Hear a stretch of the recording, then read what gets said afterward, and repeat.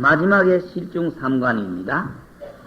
실중삼관이라서 옛 어른들이 늘 공부 다 하신 뒤에 보림으로 한평생 이 자리를 유지하기 위해서 가누는 것을 실중삼관이라 그러죠. 요 외에도 여러 가지가 있죠. 각각 스님 나름대로의 기둥으로 어떻게 딱 정해 놓으시고 향상 매하지 아니하고 후퇴하지 아니하고 향상의 열쇠 고리를 잡고 계시는 것. 고봉원묘 선사는 요 세 가지를 하셨어요. 돋는 날이 허공에 닿음에 비추지 못한 바가 없거늘 무엇을 인해서 조각구름에 가리움을 입는고, 태양이 대우주를 비추는데 조그마한 구름에 가리워가지고 태양빛을 잃느냐. 태양이 태허공을 다 비추는데 왜 구름의 방해를 받느냐. 요거는 깨닫기 전에 용심이다 그런 소리 붙였는데 그것저것 따질 건 없습니다. 어떻든 요거 하나 늘 이 세 가지를 생각하시면서 그 가다듬어진 생각 이걸 안 얻는다. 그러니까 이 차원에 가서 이를 완전히 마쳤다는 자리 가서 화두를 다시 끌고 간다는 게 완전히 망상이지요. 일부러 생각을 일으켜가지고 화두를 끌고 가니까 요때는 화두도 필요 없고 화두가 다 녹아나 버렸으니까 따로 잡을 게 없지요. 잡을 게 없으니까 그대로 그 기운이라고 할까요? 억제 표현으로 그 깨친 차원의 그 기운을 가다듬어 가는 방법이죠. 그 기운만을. 그래서 일본 불교에서는 화두선과 묵조선을 같이 곁들여서 가리킨다 그러죠. 근데 우리나라에서는 이 간화선 계통이 중간에 우리나라의 초기 선법이 들어올 때는 묵조선도 같이 들어온 것 같습니다. 우리나라의 선교사 정확하게 따져도 보면은 꼭 전부가 다 이 간화선 이후에 화두를 선법을 갖고 온 게 아니고 간화선이 벌어지기 이전에 벌써 사조스님 계통에서 법을 받아오신 어른이 계시고 그러지 않습니까? 그래서 우리나라 선도 전체가 다 간화선만은 아니었었다.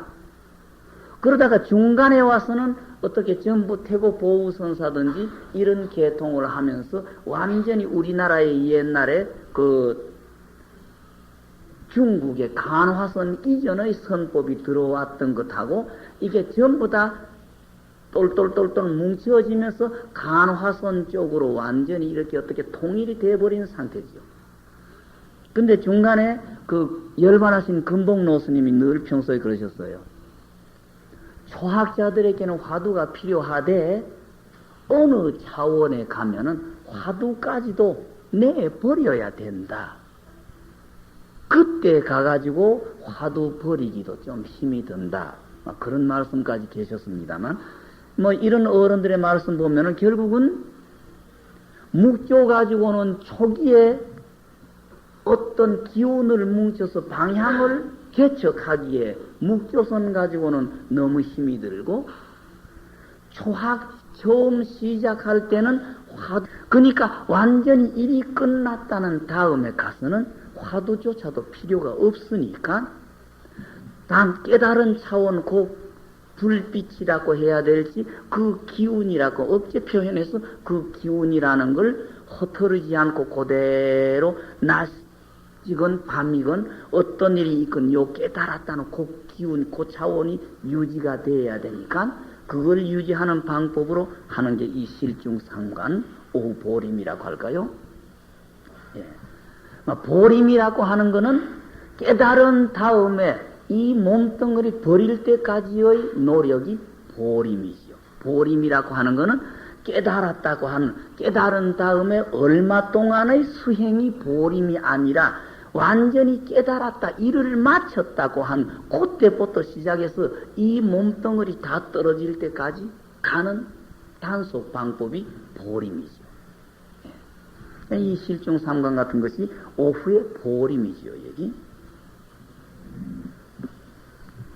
이렇게 되면은 결국은 지금 좀 죄송한 이야기입니다. 뭐 또렷하게 뭘 자신도 못하면서 이런 말씀 드린다니 죄송하지만은 종정노 스님의 도노하면은 점수가 필요 없다는 말이 좀 의심스러워지죠.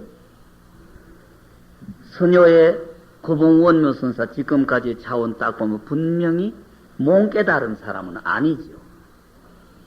예. 돈오 못한 사람은 아니다. 그러면 한평생 자기 한평생을 실중 삼관처럼 이렇게 정해놓은 거 이거는 점수가 아니고 뭐냐나요.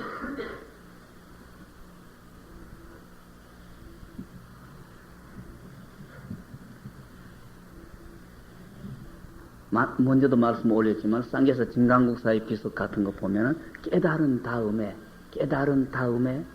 몸이 없어질 때까지 결국 바람을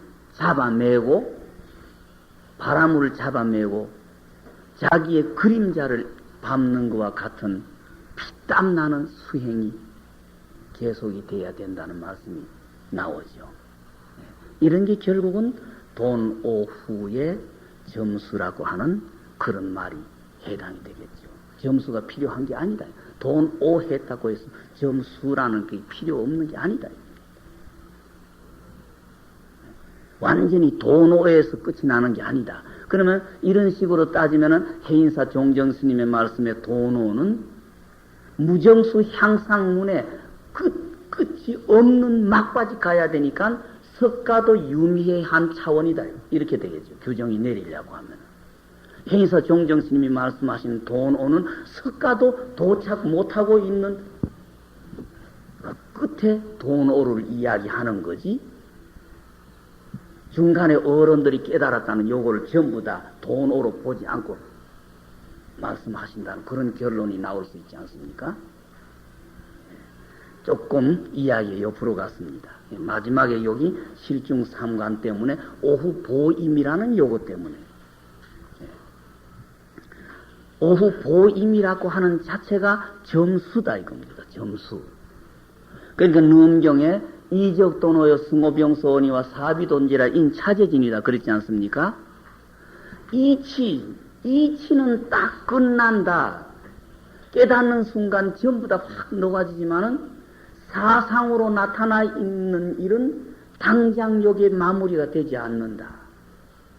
차제를 인해서 차츰 다 할 수 있다. 그랬으니까 여기 점수지 않습니까? num경의 이야기가.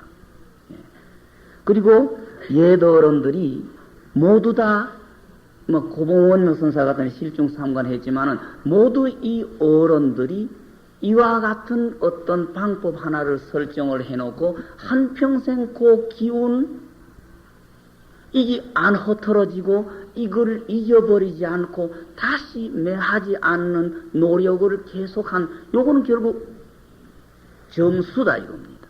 오후의 수.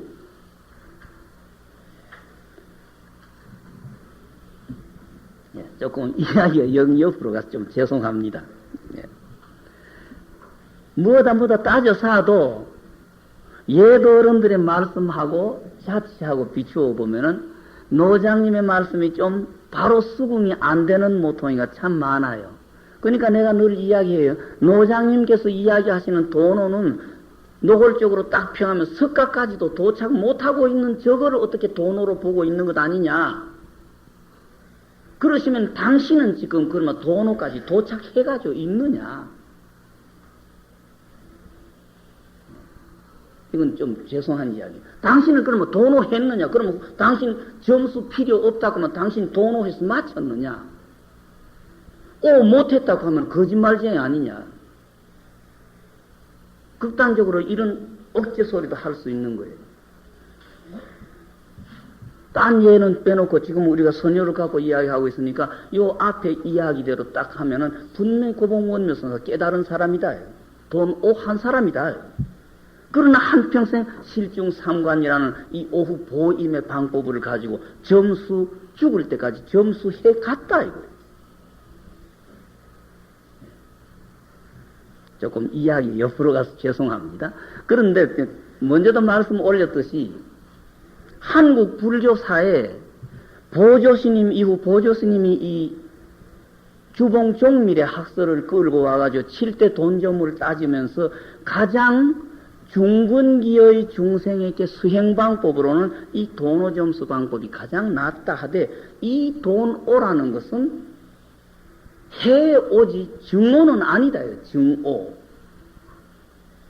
한국 불교계 지금까지 오면서 이 돈오점수의 돈오를 증오로 풀이한 사람은 아무도 없어요. 돈오는 전부 해오다요. 그러니까 해오는 오라고 볼 수도 없다라는 말도 성립이 됩니다.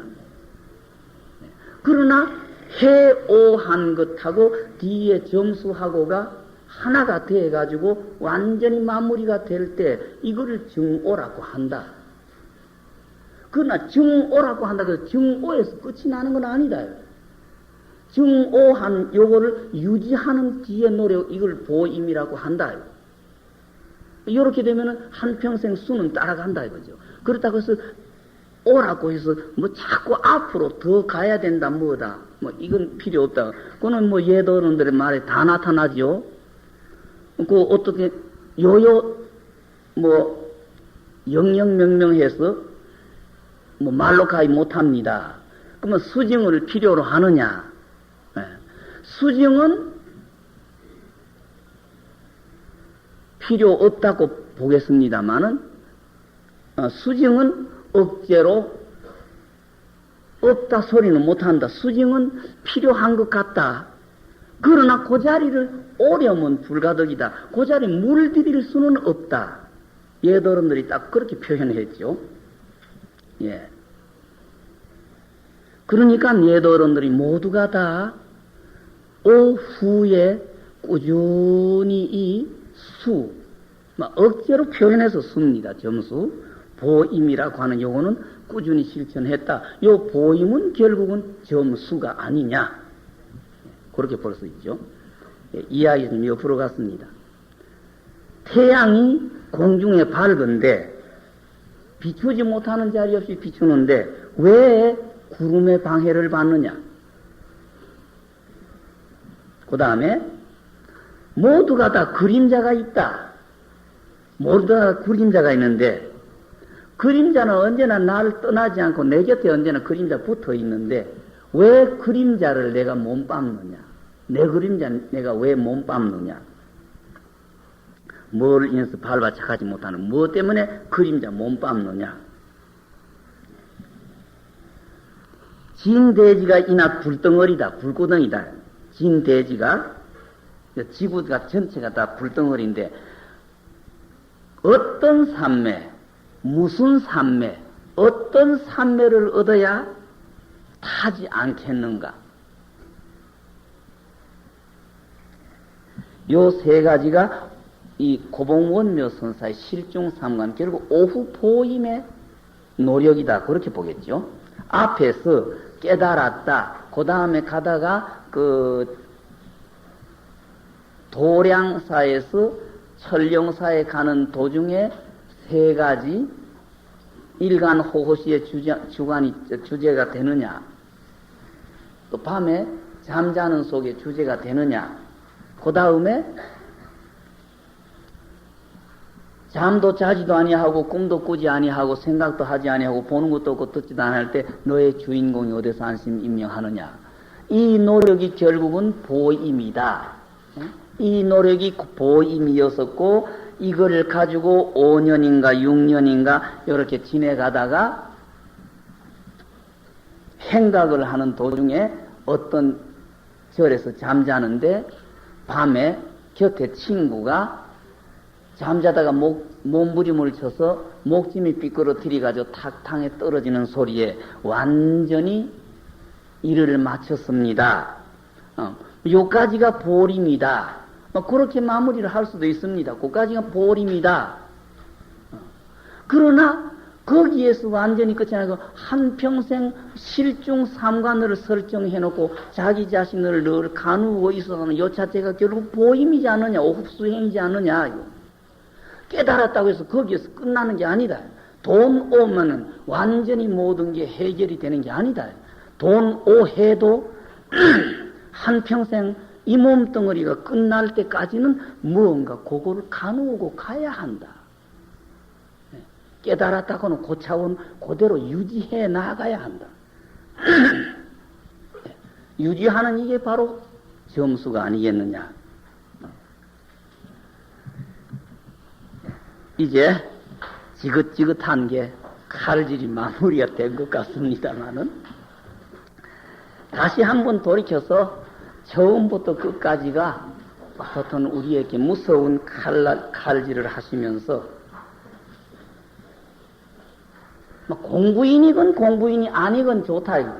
신심은 정립을 해야 하지 않느냐. 신심 하나. 누가 와서 내 목을 비간다고 해도 흔들리지 않을 신심 하나는 주춧돌이 놓여져야 되고 거기에 분심, 화두하는 이는 여기에 의정이 따라야 되겠지만은 신심과 분심은 머리를 깎은 사람이면 누구나가 다 간직해야 하지 않느냐. 분심이 있음으로 해서 내가 지금 정립한 어떤 주관이 흔들리지 않으니까요. 요거에 가장 선요에서 중요한 골자였었다고 생각이 됩니다. 그리고 우리가 조금 일상의 중노릇을 하면서 기도를 하면서 주력을 하면서 연부를 하면서 화두를 하면서 조금씩 지나가는 과정에서 파닥파닥 이렇게 어떤 걸 체험을 하고 하는 거는 다 된 양 착각을 하고 이 차원 요게 깨달음인 양 착각하지만은 그거는 깨달음이 아니라는 거. 자꾸 끝까지 뚫고 가야 돼서 마지막 어떤 차원까지 도착을 해야 된다. 그래야 안심할 수가 있고 그 안심할 수 있는 차원까지 도착을 해도 한평생 그 차원을 흔들리지 않게 유지하는 노력이 따라야 한다. 요게 소녀의 골자라고 볼 수 있겠습니다. 좀 죄송합니다. 예. 당돌하게 이거는 소녀라는 거는 지금 부산의 진재 스님이든지 법주사의 정일 스님이나 또는 주안의 그 송담 스님이든지 수독사의 그 원담 스님이나 이런 어른이 다루어야 할 거, 봉암사의 조일시심이 이런 어른이 다루어야 될 걸 완전히 옆에 떨어져 나가가지고 목탁체에 미쳐가지고 타락한 사람이 이 소녀를 손을 댄다는 자체가 모순이었었습니다. 잘못이었었고